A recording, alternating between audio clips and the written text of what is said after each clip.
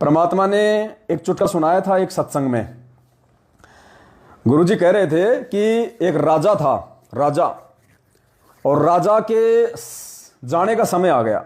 राजा ने देखा भाई तेरे कोई बेटा है नहीं, उत्तराधिकारी कोई है नहीं, क्योंकि उसके कोई पुत्र प्राप्ति नहीं हुई थी, और मेरे जो मंत्रीगण हैं वो सारे मैनेजमेंट की तरह एक दूसरे को खाने में, नोचने में, माया हड़पने में लगे हुए हैं, तो मेरे मरने के बाद तो राज्य को बर्बाद कर देंगे।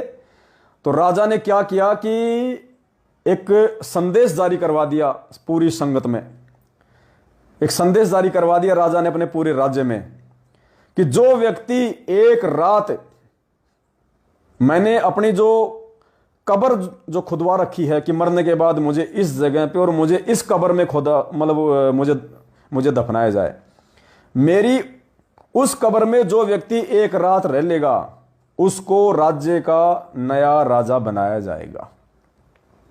अब कब्र में कौन रहे एक रात, क्योंकि ऊपर से मिट्टी विट्टी डालनी पड़ेगी, वो तो मर जाएगा थोड़े बहुत देर में, सांस दम घुट जाएगा। एक कुम्हार था उसी नगरी में, कुम्हार बिल्कुल गरीब, फटे हाल, पैर में जूती भी नहीं पहनने को, टाइम पे खाना नहीं। उसने सोचा था कि मैं तो वैसे भी मर रहा हूं, और अगर भाग्य अच्छा हुआ तो क्या पता बच जाऊं तो राजा का राजपद मिल जाए, नहीं तो मरना तो है ही आज नहीं तो कल। तो उसने कहा जी मैं रहूंगा आपकी कब्र में उसने कहा मैं रहूंगा साहब आपकी कब्र में। बोला ठीक है भाई।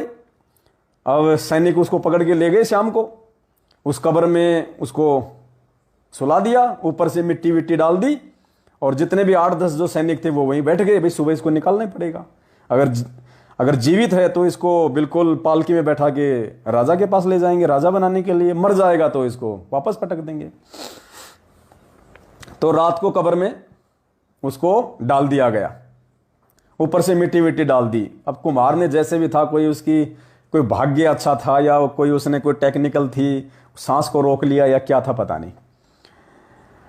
अब शमशान घाट में जैसे उसको कब्रिस्तान में दफनाया तो यम के दूत तो रात को आते हैं, क्योंकि एक दो व्यक्ति रोज मरते हैं वहां पे।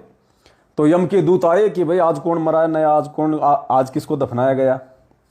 तो भाई ये कब्र ताजा ताजा है। तो उस कब्र को यम के दूतों ने, क्योंकि वो तो सूक्ष्म रूप में सारा काम होता है, सूक्ष्म रूप में वो कब्र के अंदर पहुंच गए और लेके डंडे खड़े वहां पे। बोले खड़ा हो रे। बोले कहाँ भाई, क्या क्या बात है। बोले हिसाब दे। हिसाब काहे का हिसाब। बोले मैं तो बिल्कुल नंगा फंगा आदमी हूं, फटे हाल हूं, मेरे पास तो कुछ नहीं है। बोलो एक गधा है मेरे पास तो, और कुछ है ही नहीं। बोले उस गधे का हिसाब दे। गधे का हिसाब दे। बोले उसका क्या हिसाब दूं। बोलो गधा तू 8 साल पहले लाया। बोले हाँ लाया। 2 महीने बाद में गधे के पैर में चोट लगी। हाजी लगी। तूने खूब काम लिया गधे से, लेकिन उसका इलाज नहीं कराया, इसके एवज में तुझे 50 कोड़े मारे जाएंगे।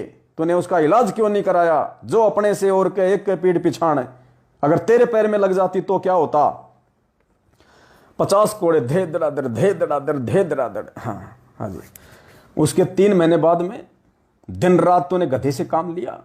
उसकी कमर में जख्म हुआ, तूने दवाई नहीं दिलवाई। हाँ जी नहीं दिलवाई। मारो 100 कोड़े धे धड़ाधड़ धे धड़ाधड़ धे धड़ाधड़। सुबह तक उसकी पिटाई होती रही उस एक गधे को लेके, और जैसे सुबह के 6 बजे और सैनिकों ने ऊपर से मिट्टी हटानी शुरू की, और देखो ये तो जीवित है। और जैसे ही कुम्हार को कब्र से बाहर निकाला, वो तो भाई साहब दे मुठिया में दे मुट्ठी में थूक कर वो तो दौड़ लिया वहां से।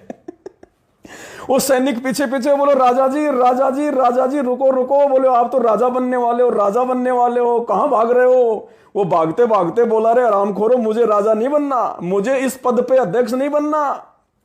अरे पूरी रात मैं एक गधे का हिसाब नहीं दे पाया। अरे अगर राजा बन गया तो पूरी जनता का हिसाब कहां से दूंगा। भाग लिया वो तो वहां से। तो पुण्यात्माओं, इस मंजू को आगे चल के ये संगत का हिसाब देना पड़ेगा परमात्मा के दरबार में। कुमार बोला पूरी रात यम के दूतों को मैं एक गधे का हिसाब नहीं दे पाया, अगर मैं राजा बन गया तो पूरी जनता का हिसाब कहां से दूंगा। भाई मैं नहीं इस पंगे में पांव दूंगा, छोड़ दो मुझे राजा नहीं बनना।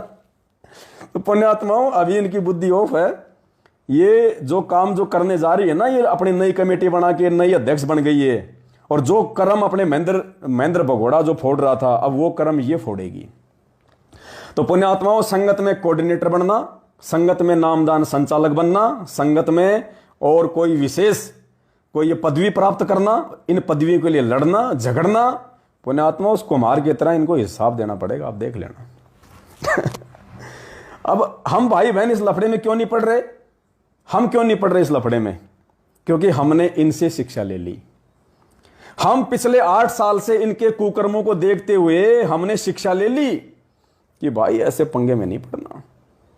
वही बात है, परमात्मा ने बताया एक सत्संग में, एक शेर था, एक बकरी और एक लोमड़ी, तो तीनों जंगल में गए शिकार करने के लिए। शेर ने शिकार किया हिरण का, और 3 जानवर थे, शेर, भेड़िया और लोमड़ी, तीनों शिकार करने गए। शेर ने शिकार किया हिरण का, भेड़िए ने शिकार किया बकरी का, और लोमड़ी ने शिकार किया खरगोश का। तीनों शिकार करके एक जगह खाने के लिए बैठ गए। अब शेर के मन में दोष आ गया। शेर ने सोचा कि ये क्यों ना तीनों शिकार मैं ही खाऊं। अब ऐसे खा नहीं सकता, क्योंकि जंगल में न्याय, जब राजा अन्याय करेगा, तो राजा ने कहा कि भाई भेड़िए, बोले हाँ जी सरदार, बोला भाई तू ही फैसला कर, तू ही फैसला कर किसको क्या क्या खाना चाहिए। तो भेड़िए ने कहा कि महाराज ये तो बहुत सिंपल सी बात है, आपने हिरण का शिकार किया, आप हिरण खाओ, मैंने बकरी का शिकार किया, मैं बकरी खाऊंगा, और ये लोमड़ी ने खरगोश मारा, ये खरगोश खा लेगी, अपना हो गया। अब शेर एकदम से गुस्सा हुआ और मारा झपट्टा भेड़िए के खोपड़ी पे, एक ही झपट्टे में धड़ से गर्दन अलग, भेड़िए का काम तमाम, भेड़िया मर गया। अब शेर बोला लोमड़ी तू फैसला कर। लोमड़ी से बोला कि तू फैसला कर अब किसको क्या खाना चाहिए। लोमड़ी ने सोच विचार किया, बोले महाराज इसमें सोच विचार करने की क्या जरूरत है महाराज, आप सुबह नाश्ते में हिरण खाइए,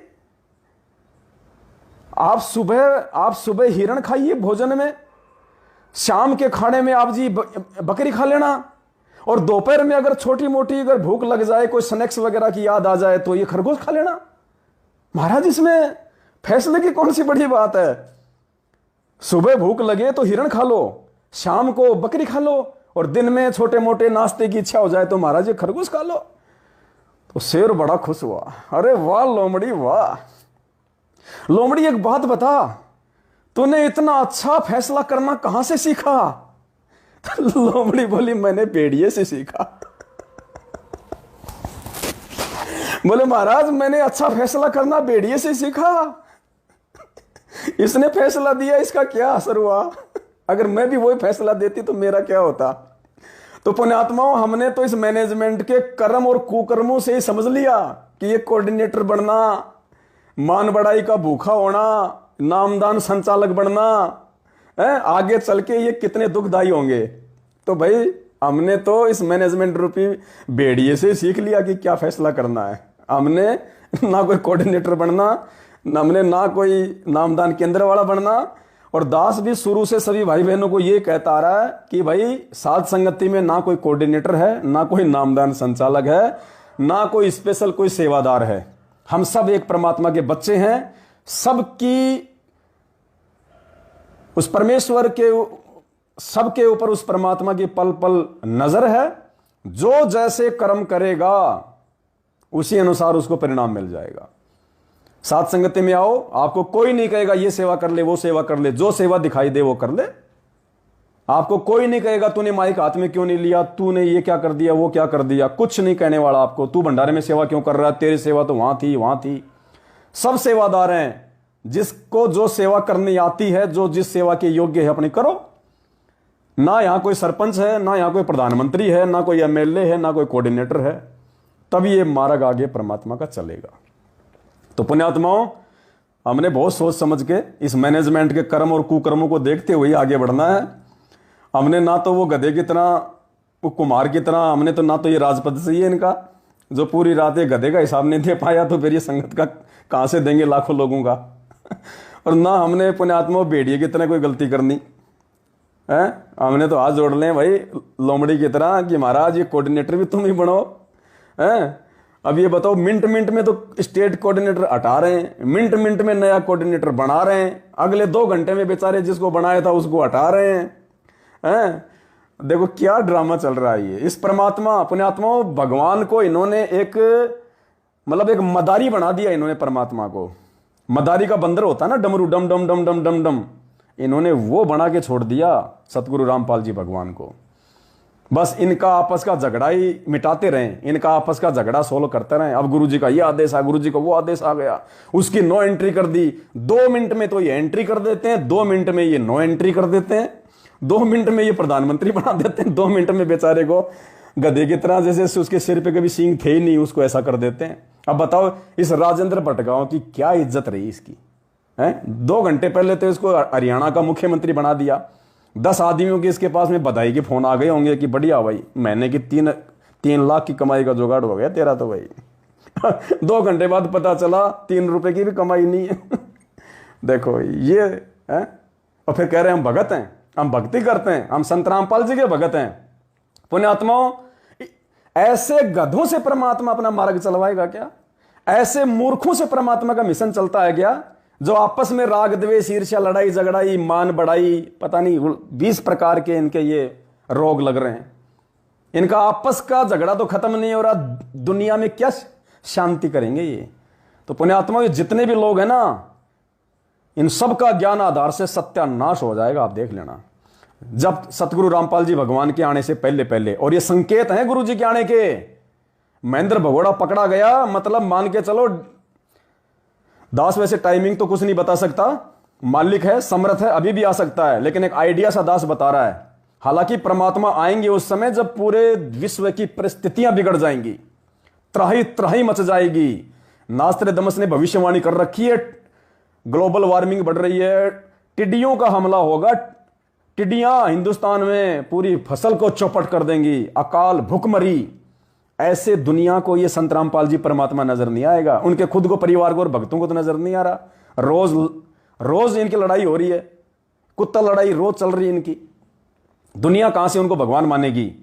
तो पुण्यात्माओं, वो भयंकर दर्दनाक समय आएगा, और उस दर्दनाक समय में ये कोऑर्डिनेटर, ये स्टेट कोऑर्डिनेटर, इनके तो पैर भी नहीं टिकेंगे। उस समय बचेगा वो जो हिम्मत करके गुरु जी को भगवान मान के, राग द्वेष मान बड़ाई ईर्ष्या से दूर होके अपने आप को सेवा करता तो सेवादारी समझे, अपने आप को कुत्ता ही समझे, अपने आप को भेड़िया समझने का कोशिश ना करे। वो भेड़िया समझेगा तो मरेगा।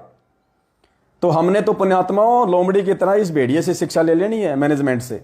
और हमने बिल्कुल प्यार प्रेम और आधीनी के साथ में, कहीं भी साथ संगति में जाओ, जो भी सेवा आपको करने को मिल जाए, अगर आपकी औकात है तो कर लो, नहीं बैठ के माड़ा ले लो, भाई बहनों से आपस में कोई चर्चा कर लो। फालतू में राग द्वेष ईर्ष्या करने की जरूरत नहीं है कि उसने मेरे को ये बोल दिया, उसने ये बोला मेरे को, वो पहले सेवा मैं कर रहा था अब उसने छीन ली, ये कर दिया।